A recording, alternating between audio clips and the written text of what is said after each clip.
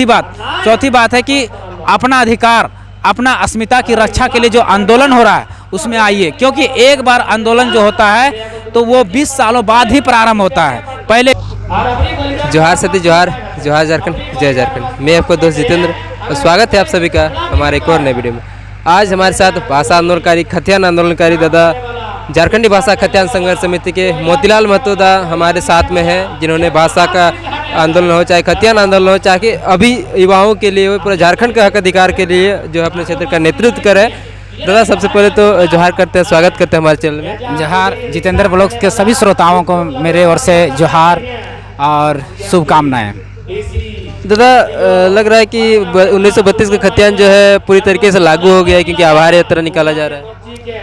नहीं, ये एक लॉलीपॉप है। मतलब एक बोल को अपने पलड़े से उठाकर दूसरे के पलड़े में डाला गया।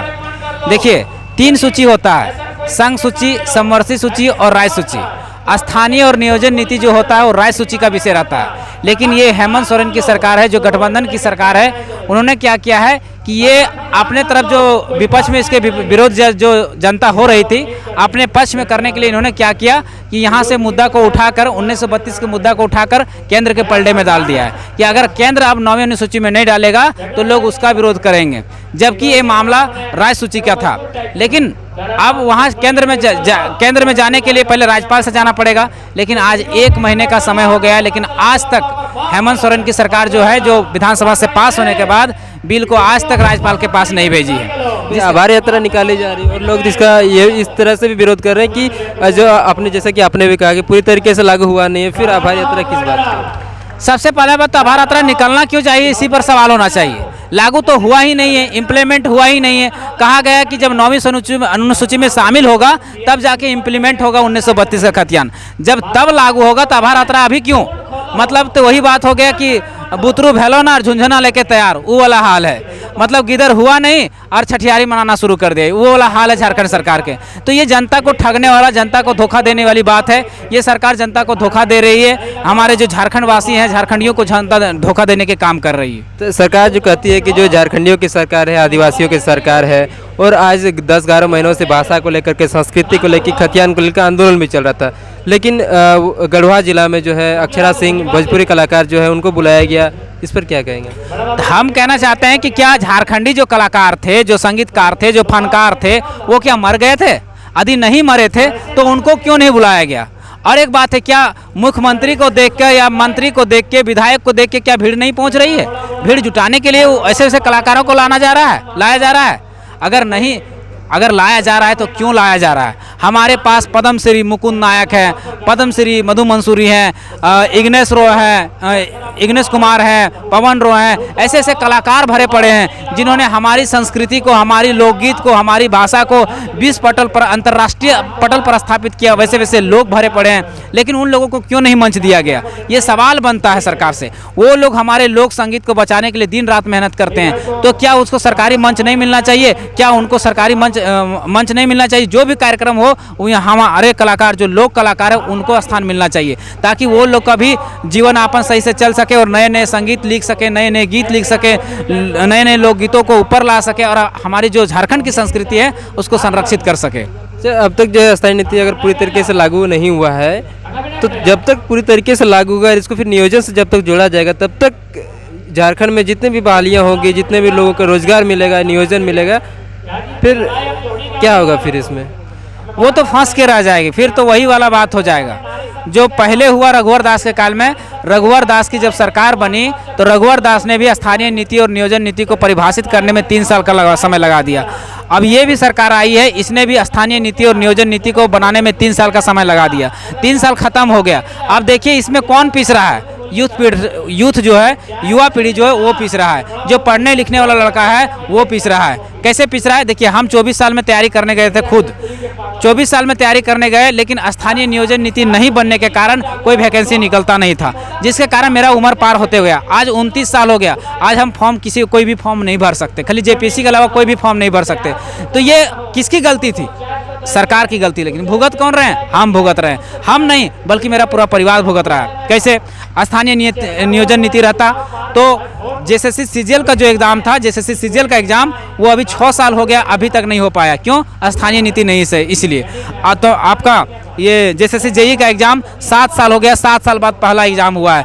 और ये जेपीएससी का एग्ज़ाम हर साल होना चाहिए, वो 5 साल में एक बार हो रहा है। तो इस तरह से अगर एग्ज़ाम होते रहेगा, इतना लेट से एग्ज़ाम होते रहेगा, तो पूरा जीवन काल में जो विद्यार्थी है करीब 1 एग्ज़ाम या 2 एग्ज़ाम दे पाएगा, जबकि हर साल एग्ज़ाम होना चाहिए था। अब हर साल एग्ज़ाम होता तो 1 बार नहीं निकाल पाता, 2 बार नहीं निकाल पाता, तीसरा बार तो निकाल ही लेता, लेकिन ऐसा नहीं हो रहा है, जिसके कारण से पूरा युवा पीढ़ी पूरी तरह से हताश है, निराश है, एकदम बेरोजगारी की दंश सह रहा है। लोग ये इतना आंदोलन कर रहे थे कि 1932 आधारित जो है स्थानीय नीति और नियोजन नीति भी बने, तो जब अगर ऐसा नहीं बनता है तो नियोजन में फिर क्या प्रभाव पड़ जाएगा? नियोजन में प्रभाव पड़ जाएगा। देखिए नियोजन क्या है? नियोजन मान लीजिए यहाँ कोई कंपनी खुल रहा है, ठीक है, चाहे यहाँ 100 सीट है तो 100 सीट में 90 सीट यहाँ झारखंड के बच्चों के लिए होना चाहिए और 10 सीट बाहरी के लिए। और जो ऑफिसर का पद है उसमें 75% बाहर के लोगों का, 75% झारखंड के लोगों का होना चाहिए, 25% बाहर के लोगों को, तो वो नियोजन है। लेकिन झारखंड में है उल्टा, 90 गो बाहरी लोग हैं और 10 गो यहाँ के लोग हैं। 10 गो जो यहाँ के लोग हैं वो भी झाड़ू पोछा में लगाने वाले में, जो बीडीओ सीईओ है, जो बड़ा पोस्ट है, उसमें भी बाहरी लोग बैठे हुए हैं, जिस कारण से हमारा जो अतिक्रमण है दिन प्रतिदिन बढ़ता ही जा रहा है। कैसे ये सब कैसे सुधार हो पाएगा? इसका सुधार होगा कि सरकार को सबसे पहले पहल करना पड़ेगा स्थानीय नीति पर, खतियान आधारित स्थानीय बनाए और स्थानीय के आधार पर नियोजन बनाए। नियोजन के बाद खनन नीति, उद्योग नीति, विस्थापन नीति और हमारा जो भी क्षेत्रीय भाषा है उसको KG to PG पढ़ाया जाए, तब जाके हमारा भविष्य सुधरेगा। और C और D के नौकरियों में जो है उसमें 90% झारखंड के लोगों के लिए और 10% बाहर के लोगों के लिए, 75 और जो ऑफिसर का पद है उसमें 75% झारखंड के लोगों के लिए और 25% बाहर के लोगों के लिए। इस तरह से स्थानीय नीति नियोजन नीति बनाएगा, तभी ये जाके हाईकोर्ट और सुप्रीम कोर्ट में नहीं फंसेगा, तभी झारखंड के बच्चों का भला हो सकेगा।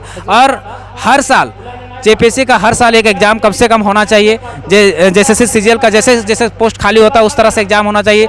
अगर इस तरह से होते जा रहेगा और 75% जो प्राइवेट नौकरियां हैं उनमें 75% झारखंडियों को मिलना चाहिए, जिनके हाथों में खतियान है, खतियान के आधार पर जो स्थानीय दिखाएगा उनको वहाँ 75% में नौकरी मिलना चाहिए, जो झारखंडी हैं उन्हीं को मिलना चाहिए। अच्छा, भाषा आंदोलन चल रहा था, भाषा को लेकर के, संस्कृति बचाने को लेकर के इतने महीनों से आंदोलन चल रहा था। हालांकि इस पर पहले से जोर दिया जा रहा था, लेकिन प्रभाव अब पड़ा था 10-11 महीने से पुरजोर हुआ था। लेकिन कुछ बच्चे तो जो है कुछ अलग टाइप के गानों पे जो है अपना प्रदर्शन कर रहे हैं, सोशल मीडिया में रील्स बना रहे हैं, जिसका कई लोग जो है आलोचना भी कर रहे हैं कि इस तरह नहीं करना चाहिए, क्योंकि भाषा संस्कृति को लेकर के इतना दिनों से आंदोलन चल रहा था और अभी जो है अच्छे पटरी पर अभी है आंदोलन। क्या कहेंगे? देखिए सबसे पहले युवा पीढ़ी को हम लोग को जागना पड़ेगा। देखिए विनाश हम ही लोग से शुरू हो रहा है। विनाश काले विपरीत बुद्धि, जब विनाश आता है आदमी को तो उसका बुद्धि जो है खत्म हो जाता है। तो इसलिए सबसे पहले हम लोग युवा पीढ़ी को जागना पड़ेगा। क्यों जागना पड़ेगा? देखिए भविष्य हमारा बर्बाद हो रहा है। अगर आप रील बनाते हैं तो उसको बढ़ावा देते हैं, जो उस कलाकार ने लिखा उसका पैसा बन रहा है। अगर हमारे गाने पर, हमारे गीतों पर, हमारे लोकगीतों पर अगर रील्स बनाएंगे तो हमारे गीतकार जिन्होंने गीत लिखा है उनको लाभ मिलेगा, उनको पैसा मिलेगा, तो अच्छे अच्छे वो गीत लिख पाएंगे। और अगर बाहरी गीत को, बाहरी संगीत को आप बढ़ावा दे रहे हैं, उसमें रील्स बना रहे हैं, वीडियो बना रहे हैं, तो उसमें उसका व्यूज आ रहा है, उसको पैसा मिल रहा है, तो फिर वो जो उनका विकास हो रहा है, हमारा विकास तो हो नहीं रहा है। तो इसलिए पहले सोचना पड़ेगा, अपने लोगों को बढ़ावा देना।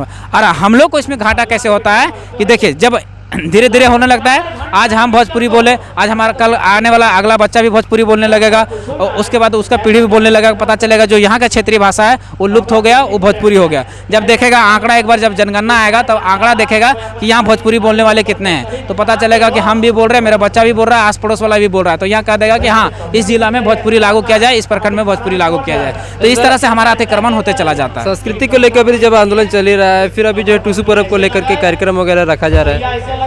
हाँ, तो देखिए हमारे झारखंड के त्यौहार में 12 माह से 13 पर्व है, लेकिन फिर भी हम लोग बाहरी पर्व को मना रहे हैं। आज हमारा देखिए कर्म था, कर्म हम लोग ने कितना बड़ा भव्य करके दिखाया, इतना बड़ा करके दिखाया तो सब हमारी आने वाली पीढ़ियाँ सीखी कि नहीं, हमारा जो पर्व त्यौहार है वो भी बहुत बड़ा चीज़ है। इसलिए देखिए सबका रुझान, आज तक के इतिहास में इतना बड़ा कर्म पर्व का त्यौहार नहीं मनाया जाता था। आज देखिए डहरे करम बेढ़ा बोकारो में हुआ, डुमरी में विराट करम अखड़ा हुआ, फिर रामगढ़ में सोहराय पर्व हुआ।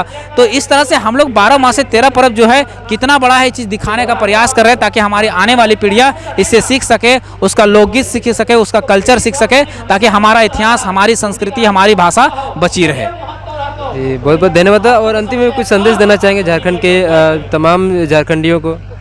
तमाम झारखंडियों को यही कह रहेगा कि अपनी भाषा को संरक्षित कीजिए।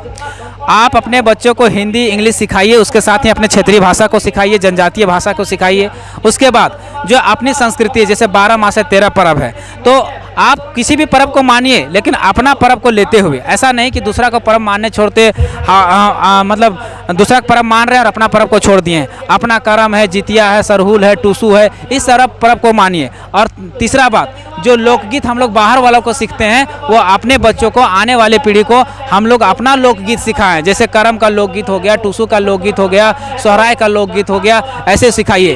तीसरी बात, चौथी बात है कि अपना अधिकार, अपना अस्मिता की रक्षा के लिए जो आंदोलन हो रहा है उसमें आइए, क्योंकि एक बार आंदोलन जो होता है तो वो 20 सालों बाद ही प्रारंभ होता है। पहले 20 साल पहले 2002 में डोमिसाइल का आंदोलन हुआ था, उसके बाद 2022 में हुआ है। तो ये आंदोलन नहीं बदलना चाहिए, आंदोलन नहीं रुकना चाहिए। अगर आंदोलन रुकेगा तो फिर ये आंदोलन 20 साल बाद प्रारंभ होगा, हमारी पीढ़ी पूरी तरह से खत्म हो जाएगी, युवा पीढ़ी खत्म हो जाएगी, फिर अगला युवा पीढ़ी जो होगा वो शोषण और जुल्म का शिकार होते हो रहेगा। इसलिए इस बार मार कूट के जितना बचेगा, इस बार किसी भी तरह से अपना अधिकार, अपनी अस्मिता, अपनी भाषा, अपनी संस्कृति का रक्षा कर लेना है, यही हमारा संदेश रहेगा। धन्यवाद, जोहार, जय झारखंड। तो मोतीलाल दा आज केदला गाँव आए थे रामगढ़ जिला के मांडू विधानसभा क्षेत्र में, जहां पर झारखंडी भाषा खतियान संघर्ष समिति के बैनर तले खतियानी महाजुटान का कार्यक्रम रखा गया था। तो दादा यहीं पर आए हुए थे। तो बहुत बहुत धन्यवाद दादा, जोहार।